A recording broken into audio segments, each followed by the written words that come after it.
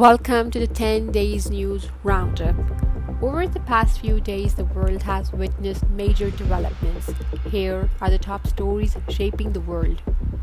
On the international front, escalating conflicts and shifting power dynamics dominated the week's news.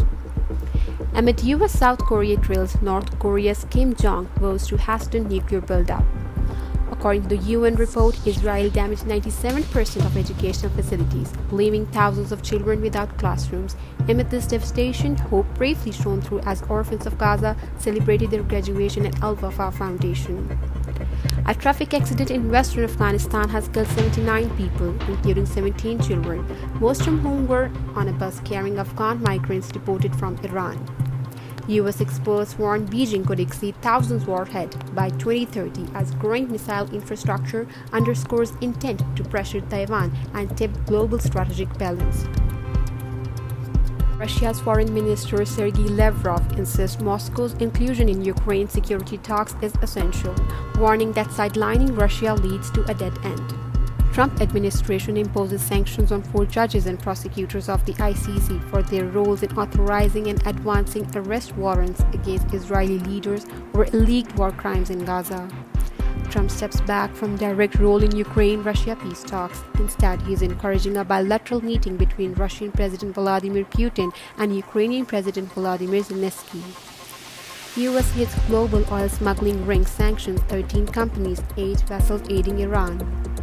Asian Development Bank approves $400 million financing for Pakistan's Reko Diq copper gold mega project, paving the way for production at what is projected to be the world's 5th largest copper mine by 2028. Former Sri Lanka's president arrested on charges for misusing of state funds.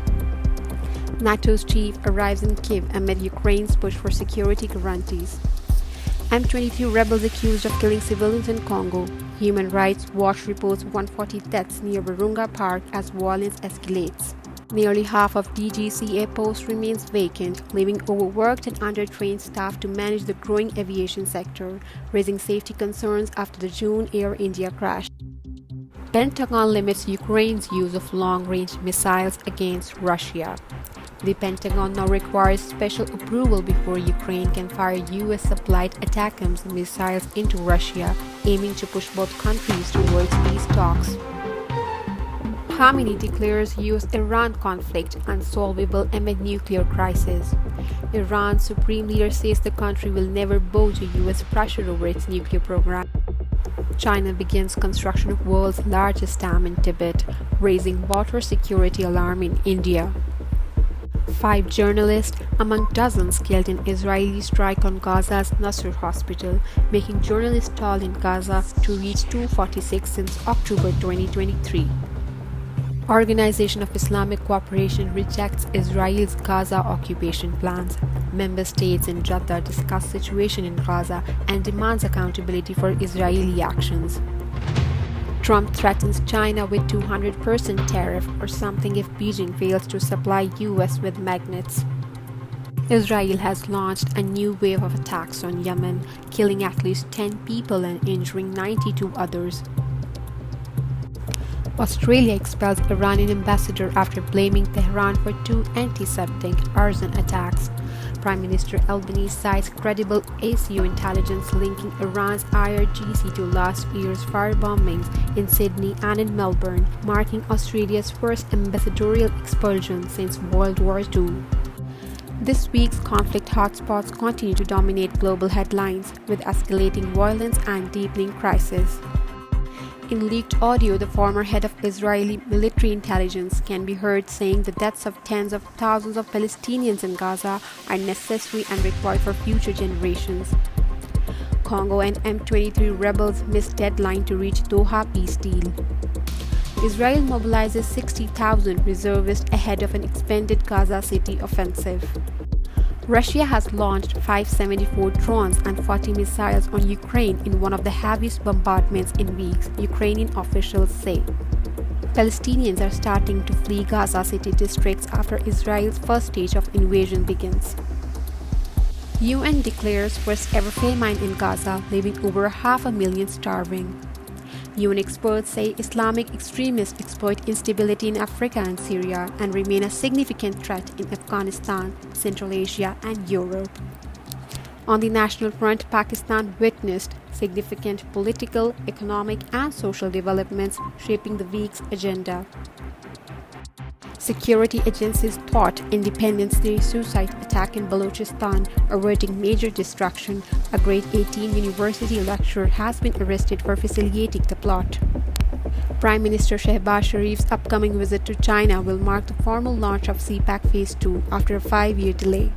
The new phase focuses on industrial growth, quality outcomes, and strategic priorities ahead of SCO summit. The Supreme Court of Pakistan has granted bail to former Prime Minister Imran Khan in all 8 cases tied to the May 9, 2023 riots.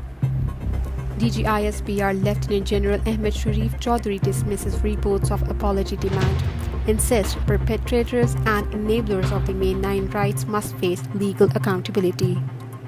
Addressing a press conference, Dar said Islamabad remains open to comprehensive dialogue with New Delhi on all outstanding issues including Kashmir, but emphasized that such talks must be bilateral and based on mutual respect.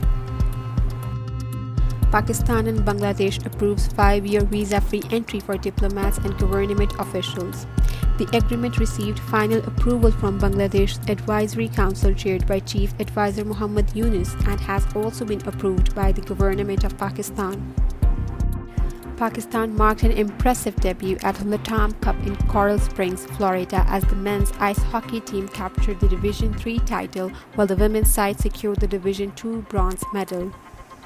Pakistan sends 19th humanitarian relief consignment to Gaza, delivering 100 tons of food and essentials. The total relief sent reaches 1,915 tons.